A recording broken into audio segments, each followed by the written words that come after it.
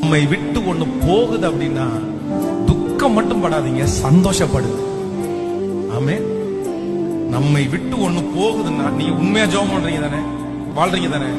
உங்களுக்கு ஒண்ணு கிடைக்கலையா, உங்களை ஒண்ணு விட்டு போகுதா, உண்மையிலே சொல்றேன், அது நன்மைக்கு தானே தவிர தீமைக்காக இருக்கவே இருக்காது.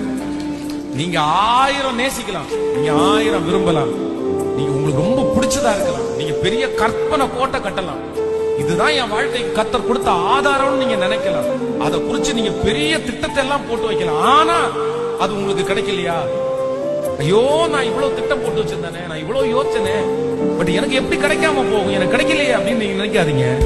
உங்களுக்கு கிடைக்காதது உங்களுக்கு நன்மை, உங்களுக்கு கிடைக்க போவதுதான் உங்களுக்கு ஆசீர்வாதம். அதுதான் ஆண்டவர் உங்களுக்காக வச்சது. அதை குறிச்சு எனக்கு கிடைக்காததை குறிச்சு எனக்கு கவலை இல்லை. அது தேவன் எனக்கு தராதது, தேவன் தருகிறது எனக்கு போதும். நீங்க 10 மடங்கு லாபம் நினைப்பீங்க, கர்த்தர் 100 மடங்கு லாபத்தை இன்னொன்னு வச்சிருப்பாரு. ஆமென்.